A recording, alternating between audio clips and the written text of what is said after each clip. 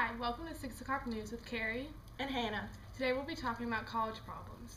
A nationwide pandemic has broken out on large campuses across America. Students are being infected by the disease known as college.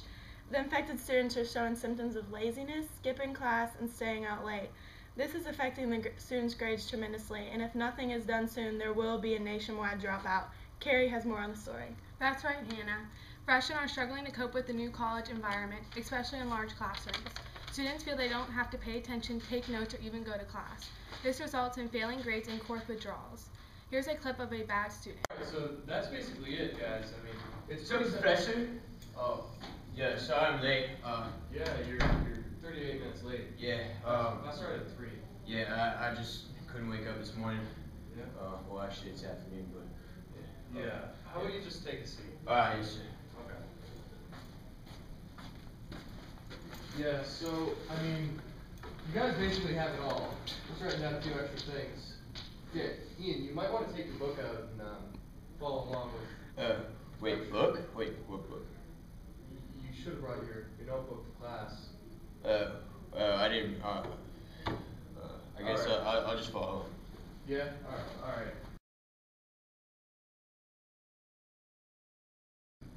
Ian, are you taking notes on that computer? Yeah, I am. You don't really need a computer for this.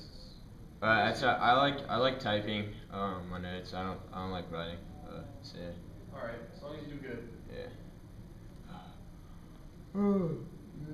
Yeah.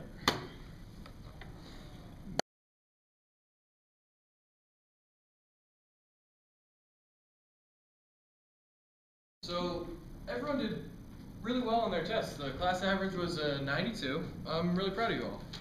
You should really pick it up, man. This is not acceptable.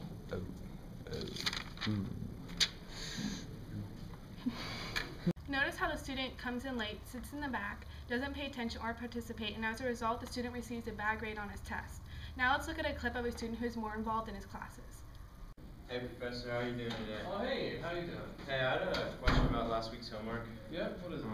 I couldn't get the right answer right. Oh, yeah, that was just a small mistake. No. See, you skipped a step right here, but remember just to distribute and do all that? Okay, yeah, I just, Yeah. okay, alright, that makes sense. Alright, well, thank you, I appreciate that. Yeah, no problem, man. Take a seat. Alright, so could everyone take out their notebooks, please? Today, we're going to be doing the ideal gas laws. It's very simple. All you got to know is PV, NR. Everyone got that? Alright, so that's today's lesson. It's pretty easy. All it is PV equals nRT, but you just have to remember that we got a test on Friday, and that's it. Good class.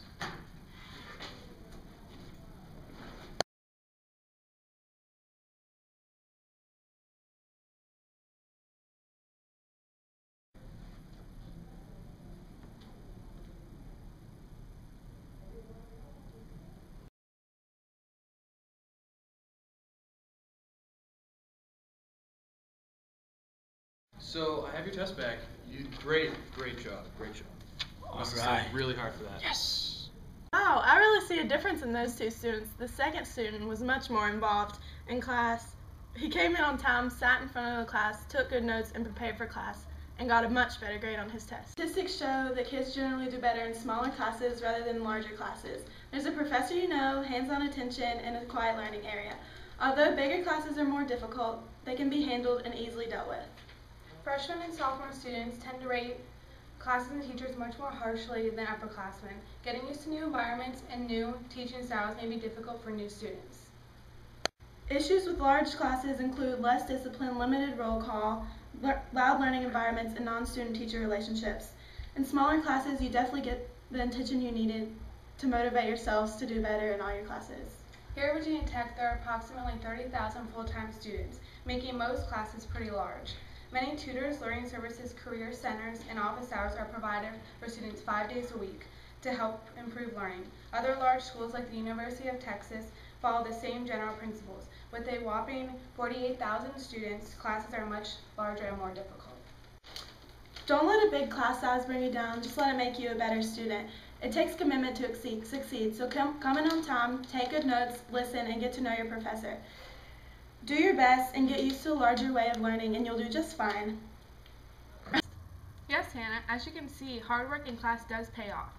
Even in big classes, if you pay attention, take good notes, and study before tests, you can succeed in larger classes. Thanks, Carrie, for that wonderful documentary. We will see you next week when we talk about the party scene.